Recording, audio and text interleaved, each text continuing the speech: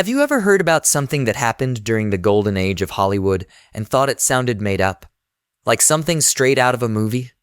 You'd probably think to yourself, no, that can't be. There's no way that really happened. Well, brace yourself because what you are about to hear sound just like baseless rumors, but they are true. Peg and Twistle's jump from the Hollywood sign. On the night of September 16, 1932, a 24-year-old Peg and Twistle left her uncle's home and went straight to where the famous Hollywood sign was erected. But unlike tourists, she was not there to take pictures. This is where the story takes a dark turn. On getting there, she used the maintenance ladder to climb to the top of the letter H, took a deep breath, and then jumped to her death. No, this is not a fictional tale or another Hollywood rumor. Peg and Twistle's story is real. So how did we get here? Why would she do something like that? Well, let's rewind a bit to all the moments that led her to take her own life. Peg's father, Robert Twistle, was an actor, so she grew up in world of entertainment, where she soaked up the magic of the stage. But then, like a storm on a sunny day, her parents split when she was very young, leaving her to cope with her new reality. Shortly after, a glimmer of hope flickered when her father informed her that they would be relocating. So, in 1912, they packed their bags and set off to America where they hoped to start a new life. They would later settle in New York, where Peg began to dream of becoming a big star. Little did she know that fate had other plans. In 1922, tragedy struck again, cruel and unexpected. A car accident took her father's life, leaving her consumed by pain and grief. Shortly after, her uncle, Harold, stepped in as her guardian and took her to his home. Peg, who was 17 years old at the time, soon found solace in the world of acting. Broadway became her playground, where she performed among the stars of the stage. The New York Theater Guild welcomed her with open arms, recognizing her talent and potential. Peg poured her soul into every role, each performance a piece of her heart laid bare for the world to see. She later married a fellow actor named Robert Lee Keith, but their marriage came crashing down shortly after when Peg found out that Robert had a son and wife somewhere else. But her romantic life was not the only part of her life that suffered. When the Great Depression hit in the early 1930s, Peg began to struggle to get roles. Even after relocating to Los Angeles to live with an uncle named Charles, it was still difficult for her to revive her career. She would later get a role in the film titled 13 Women, but her parts were cut out of the final movie. Like that wasn't enough, RKO Pictures refused to renew her contract, leaving her with no money and nothing to fall back on. Peg was devastated, but no one around her knew how frustrated she was and what she was planning to do. On a fateful September day, Peg bid farewell to her uncle with a smile masking the turmoil within. She said she was going to meet up with friends, but her steps led her elsewhere, to the towering letters that spelled Hollywoodland on Mount Lee. With a heavy heart and a mind weighed down by shadows, she climbed higher and higher, until the world below faded to a distant memory. In the silence of the mountain, she leapt into the unknown. 2 days passed, and a hiker stumbled upon her lifeless form, a shoe, clothes, and a note that read, "I am afraid. I am a coward. I am sorry for everything. If I had done this a long time ago, it would have saved a lot of pain." Trials of Shirley Temple. On the surface, America saw her innocent face, bouncing cheeks and perfectly curled hair, but no one knew that this bubbly, bright-eyed child was facing hell behind closed doors. For the most part of her early career, there were rumors about alleged maltreatment, manipulation, exploitation, and more. Although it seemed like Shirley was enjoying her time in Hollywood. But sadly, there was a much darker side to her fame. Young Shirley Temple was thrown into the spotlight when she was just 3 years old. It was at the time when her parents were struggling to make ends meet that they realized Shirley Temple had the makings of a star. So, they invested into singing, dancing, and acting lessons for young Shirley, and soon enough, Hollywood came knocking. Within a short period, she warmed her way into the hearts of Americans through her roles and filled many homes with laughter, but while she was making the world laugh, she was struggling to cope with dark events occurring behind the scenes. The actress would later reveal the horrors of being a child star. During the filming of Baby Burlesque, Shirley underwent a surgery, but instead of the studio giving her time to rest, she was forced to work the very next day. But that was not all. When she and her fellow child stars misbehaved on set, They were forced to sit on a cold block of ice as punishment. Sadly, Shirley Temple also got sexual advances from a studio producer called Arthur Freed. On one fateful day, she was called into his office, and on getting there, the producer unzipped his trousers and told her that he had something for her, then exposed himself to her. With childish innocence, young Shirley nervously giggled, and this made him get so upset, he sent her out of his office. It was also revealed that she was groped by several actors and producers. Sadly, she was not protected from all these and always had to find a way to single-handedly rescue herself from these situations. Shirley Temple endured so much as a child star. It is surprising that she was able to keep entertaining her viewers despite all that she went through. Her parents, who would have shielded her, were said to have been carried away by the money and fame that came with Hollywood. Charles Laughton's weird fetish.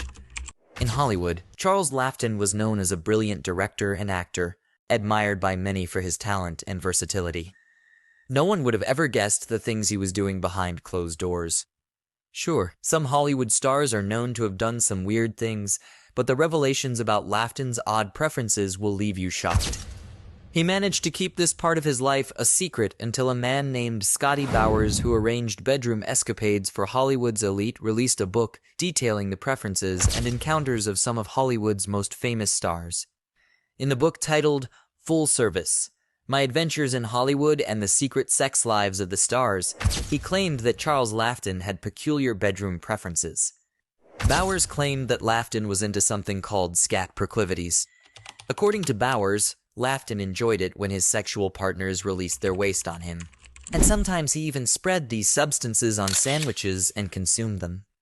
While many were shocked by these revelations, Bowers himself remained non-judgmental, believing that people should be free to pursue their desires. In his words, "The practice certainly didn't turn me on. But who am I to judge? To each his own." Although there had been rumors about Charles Laughton's sexual preferences before the book was released, Scotty Bowers confirmed the rumors and made people see that despite Laughton's talent and success in the film industry, his private life held secrets that few could have imagined. To the rest of the world, Charlie Chaplin was the actor behind the character of the tramp. A loved and respected actor, but behind closed doors, Chaplin had a secret obsession that first started out as a rumor, but the world would later find it to be the truth. With a face perpetually adorned with a scruffy mustache and expressive eyes that conveyed a range of emotions from mischief to melancholy, Charlie Chaplin was the master of nonverbal communication and comedy. But beyond this beloved on-screen persona was a man who nursed strange desires. You see, Chaplin's preference when it came to women didn't match the reputation he had built over the years. Apparently, Chaplin had a thing for women who were decades younger than him, women that could pass as his daughters. This didn't sit well with many people, but Chaplin didn't seem to care. Although most people thought his love for younger girls was a rumor, his marriages later proved that he was indeed interested in younger girls. When he was 29 years old, the actor got married to a girl named Mildred Harris. While this seemed like a match made in heaven, it was later revealed that Mildred was only 16 years old. Despite the glaring and alarming age difference, the duo remained married until their marriage came to an end 2 years later. One would have thought Chaplin would consider someone who was not significantly younger in his next marriage, but his pattern didn't change. When he was 35 years old, he married a 16-year-old girl named Lita Gray. At this point, it became clear that he was only interested in underage girls. His marriage sparked a lot of gossip and controversy as people couldn't believe such a respected figure would do such a thing. His second marriage was said to be tumultuous, as Lita Gray later claimed that she was coerced to marry Chaplin. He got married a third time before he met, and married the 18-year-old daughter of Eugene O'Neill when he was 54 years old. There were rumors of him fleeing to a different country to avoid statutory laws, and people couldn't help but wonder why he would go to such lengths to marry younger girls. While some of his fans saw him as a man who was acting from a place of love, regardless of age, some people viewed his actions as disturbing and predatory. Agatha Christie kidnapped herself. In December 1926, the world-renowned mystery writer Agatha Christie vanished under mysterious circumstances. She later found her way back home, but rumors began to swirl that she staged her own disappearance. It all began on the evening of December 3rd, when Agatha Christie kissed her daughter Rosalind goodnight and departed from her home in Sunningdale, Berkshire, England. She got into her Morris Cowley and drove off into the night, seemingly without a clear destination. Hours passed, and there was no sign of her return. The following morning, Agatha's car was discovered abandoned near Guildford, with her coat and belongings inside. Concerned family and authorities launched an extensive search, fearing the worst. Newspapers across the country sensationalized the story, speculating about murder, suicide, or abduction. As the days went by, the search intensified, involving thousands of volunteers and police officers scouring the countryside. Meanwhile, Agatha's husband, Colonel Archibald Christie, was left bewildered and distraught, unable to comprehend why his wife would vanish without a trace. Then, just as suddenly as she had disappeared, Agatha reappeared 11 days later, on December 14th, at the Swan Hydropathic Hotel in Harrogate, Yorkshire. She was registered under the name Mrs. Teresa Neal, using the surname of her husband's mistress. Her sudden reappearance sparked even more speculation and confusion. Agatha claimed to suffer from amnesia, with no recollection of her whereabouts during those 11 days. She couldn't explain how she ended up in Harrogate or why she assumed a false identity. The public was fascinated by her case, and theories abounded, ranging from a publicity stunt to a nervous breakdown. Despite widespread curiosity, Agatha Christie never provided a full explanation for her disappearance. The incident remains one of the greatest unsolved mysteries in literary history, adding an extra layer of intrigue to the life of the woman known as the Queen of Crime. Do you think she staged the whole thing? And why? Also, watch out for part 2 of Hollywood rumors that turned out to be true. The next set would make you gasp in shock.